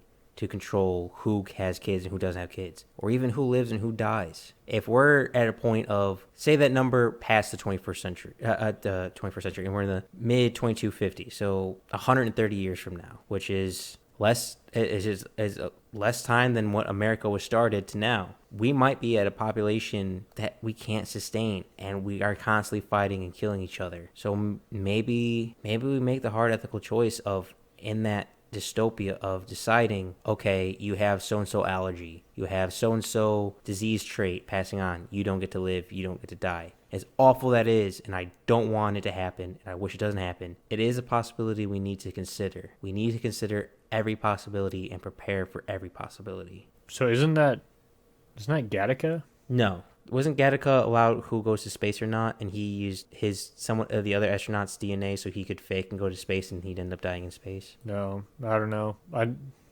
thought it was something else, I guess. No, I mean, that had to deal with DNA sequence, but I think that had to... Maybe. Were you thinking of Brave New World? Where you had the genetic engineering babies, alpha, betas, and Charlies and Echoes, and the people outside the fence that I might be had a bunch of diseases. But et cetera. I think you're putting a little bit too much science into how humanity will choose who survives. And I think humanity's going to choose who survives in the way humanity always chooses who survives over who wins in a fight. I'm okay with that. Maybe nature does it best and the strongest survive. So if you can't survive off X amount of water or X amount of food and you're not strong enough to take that food or water, you die. It turns into tribalism all over again. We would probably revert centuries back into Neanderthals pretty much, which I really don't want, but I'm okay with that, Nick. Sorry, didn't mean to cut you off there. I feel that is much more likely scenario than people willingly let the government choose who lives and who dies. I could be wrong, though. We'll see. Hopefully we won't see. Very hopefully we don't see. You know something else? But go ahead. You did mention we've explored almost all of the frontier, but there is one frontier we haven't explored that could be a solution. The last frontier. Exactly. Space. I love space, for all those who are listening, and I'm pretty sure you all know this. I would love to go to another planet and live and die on another planet. I would be okay with that. So being a multi-planet species, that brings up another question. That's a whole other podcast of what happens if we become a multi-planet species. But it could be another solution, just celestial hop. Hey, we're getting a little crowded here in South America. We're going to send most of Argentina to Mars. Hey, we're getting a little crowded here in Britain. We're going to send most people to Europa. It's a possibility. Like, probably not by 2050, but maybe by the end of this century. Yeah. And I think that's a solution I'm much more comfortable with, of sending people to space to survive there and become a multi-planet species, than overcrowding. And a lot of the arguments against that is there's a lot of technology required to, quote unquote, terraform Mars and the moon to someplace humans could live. But like you said previously, remember the iPods growing up versus now they're smaller and have phones and satellites, like satellite GPS in them? Remember Garmin's would have... Oh, God, haven't heard that name in forever. Yeah, you'd put this big-ass box on your car and it'd tell you where to go. And now you have all of that, plus you can access all the information mankind's ever created, plus can take great pictures all in the palm of your hand. And that was... Let's see, what was the first iPod, like 20-something? The first iPhone is 2010, I believe. Yeah, the first iPhone in 2010. So 10 years we've done that. So who knows? I mean, it like we talk about when we're looking at sources, anything before the 2000s is old. Technology, just data collection, everything has come so far since then. Everything has changed so fast. It's really incredible how fast we're improving technology, how quick everything is growing, how old ideas and data is from like 1998. Yes. And the optimistic in me goes, yes, explore the stars, explore space. That is a real possibility for humanity. I eventually want to do a whole podcast on what it means to be multi-planet species and what the other means, but that would be the solution to all of our problems for overpopulation of, hey, Earth is filled. Guess what? We found new land. It's called Mars. We just got to drop some nukes on the polar ice caps so we melt those polar ice caps. And a little more 3D printing buildings, and yeah, we got a new place to live. Maybe do some asteroid mining, get some more resources. Good callback there. For those of you who aren't in the biz, a callback is when you refer to a previous podcast or reference. That was so fucking cringy.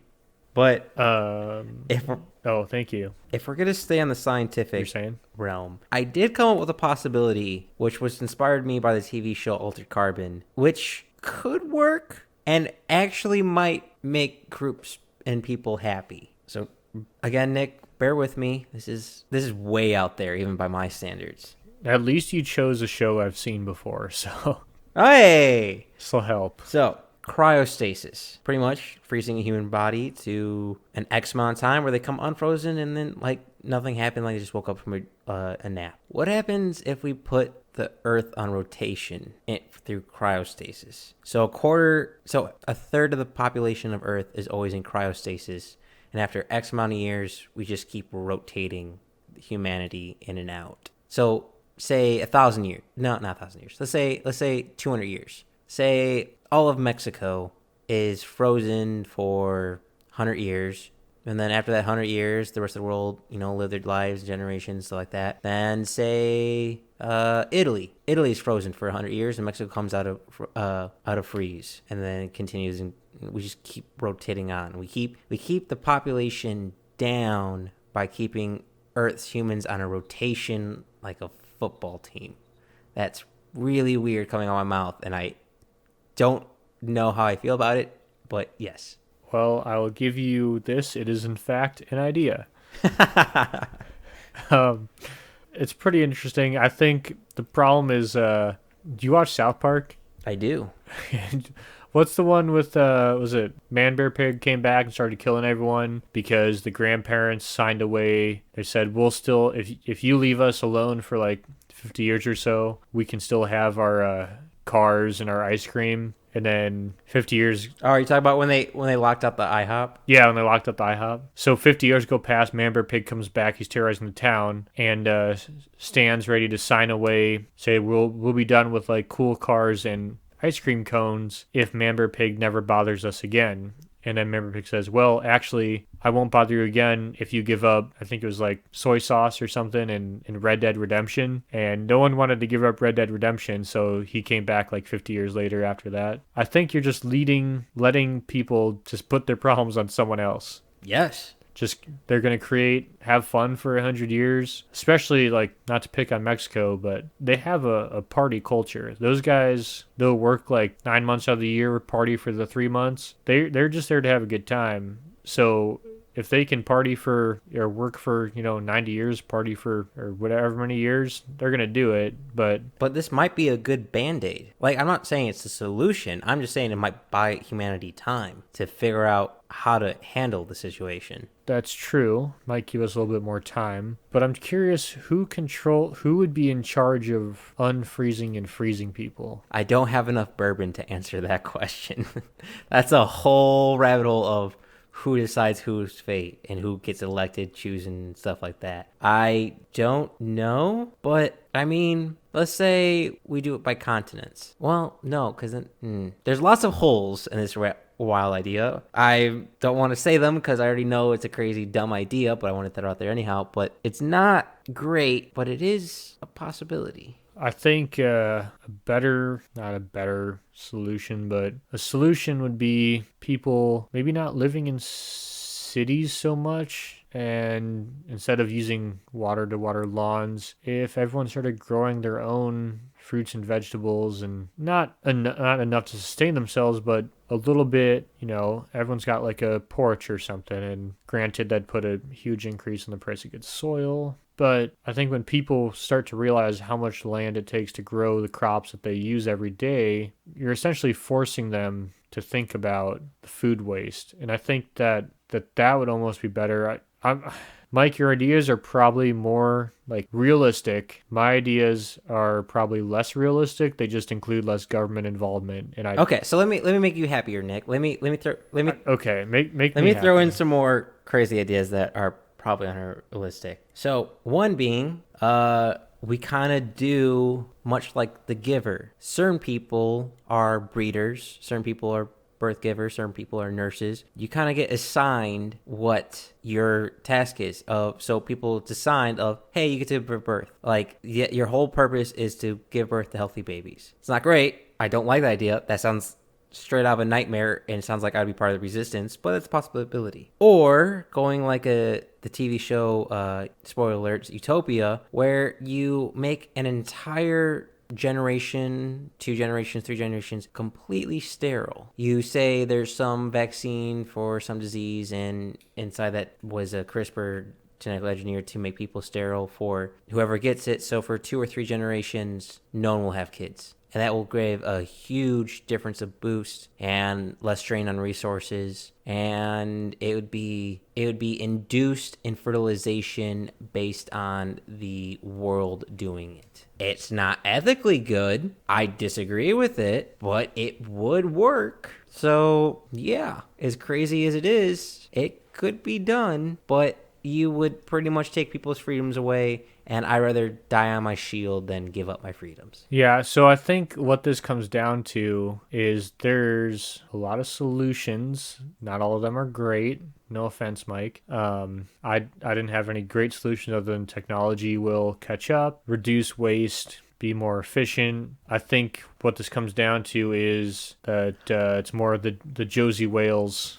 We just leave us alone and let us do our own thing. And eventually it may result in tribal wars based on resources, or it may not, depending on where the technology is. But I think it's one of those things that only time will tell. It's really hard to predict. I don't know. It's you're essentially trying to predict the decrease in land, how much resources can we produce with our decrease in ag land, how many people we're going to have versus how much we export versus how much people consume over exported places, how much they consume, and where the scarcities are going to be, and whether those scarcities are enough to go to war for.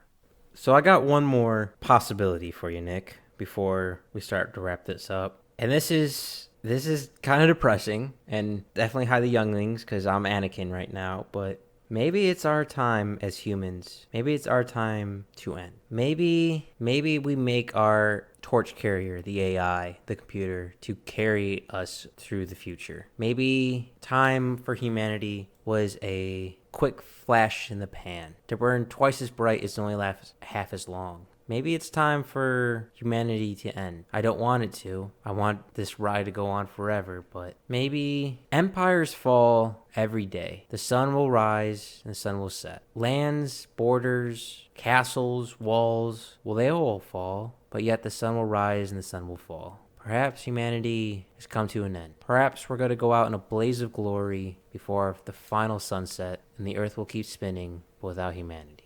Maybe it's our time. Maybe it's our time to give the earth back. Maybe it's our time to give a new species, a new being, a new creature a chance, and hopefully they could learn from our mistakes. Perhaps we've done so much damage that we've tied our own noose, and it's time to meet the gallows.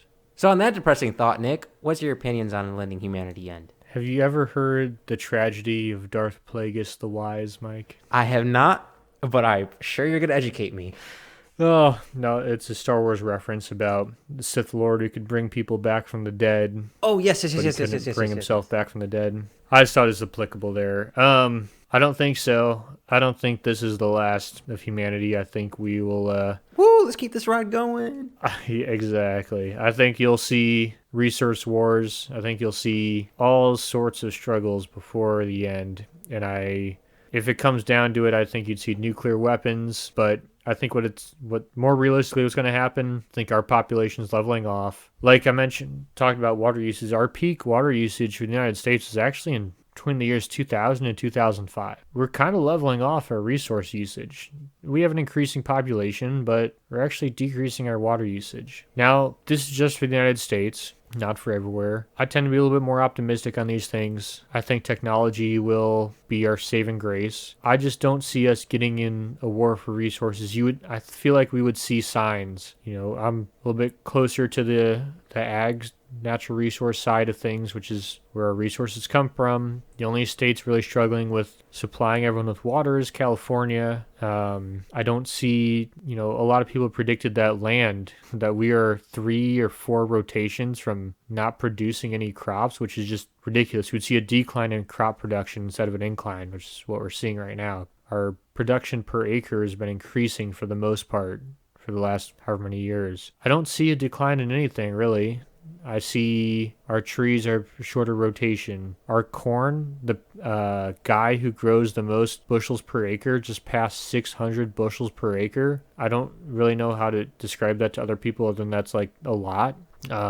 Technology is only getting better. As we increase our technology, not only are we getting better at producing goods, we're getting more efficient at it. We're using less herbicide, less fertilizer, targeting the areas that need it specifically. To me, overpopulation, yes, is an issue globally, but I think as technology increases, everything becomes cheaper. These third world countries, second world countries, even first world countries are going to become a lot more efficient, and maybe our culture changes that we reduce our food waste, which I think is already happening on a level. Maybe not for food waste, but definitely for water waste. I feel like that's happening. I don't know. I feel like I'm a little bit more optimistic than you, Mike, and I don't think a lot of these issues are going to be a huge problem in the near future. I want to make this clear. I've been devil's advocate. If I'm a betting man, I would bet against humanity. But luckily I'm not a betting man, and I'd rather be a fool any day. I am personally fighting for humanity and this world. I am personally working on technology to better the humanity and better the world. It might bite me in the ass, but I am a fool who will fight to the end for this world. I am to a point of stupidity. I am ignorant in the hope of humanity. I love this planet, and I believe that we have the tools and capability to do it. I am completely optimistic. It might be false hope, but false hope is better than no hope. I was just throwing out every possibility because it is a real problem, overpopulation, and it is a coming, but I'd rather be on the losing side, but still I'd rather be on the losing side than the wrong side, if that makes sense. So I will gladly give my all to benefit humanity in this world, and I am trying to bring inventions and creations to this world to better it. So I am fully a fool, but I'd rather be a fool than I'd rather be a fool than lose all hope and give up. Nope, I think we got you there.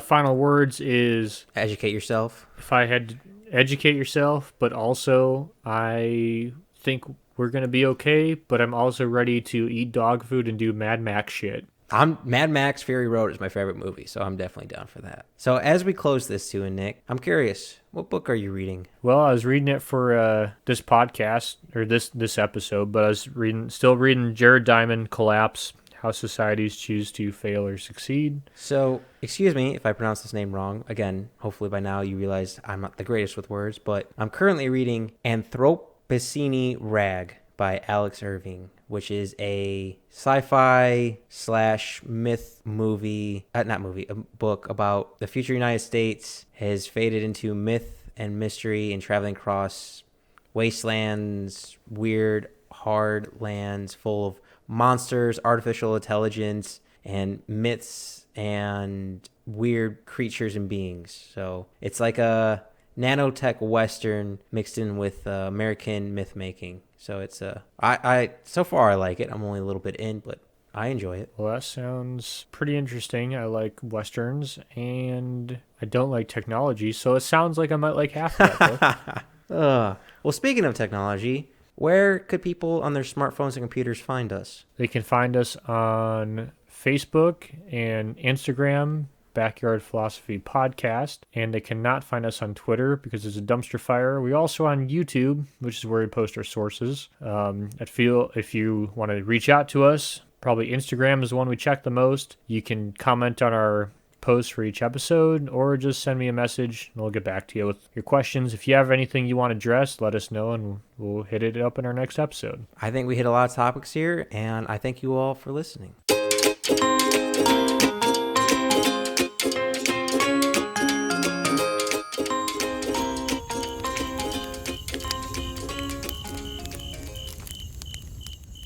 Thanks for listening to the Backyard Philosophy Podcast. We rarely finish a podcast without missing a point we wanted to bring up, so let us know what we forgot. And if you have a topic you want us to talk about, let us know at Backyard Philosophy on Instagram and Backyard Philosophy Podcast on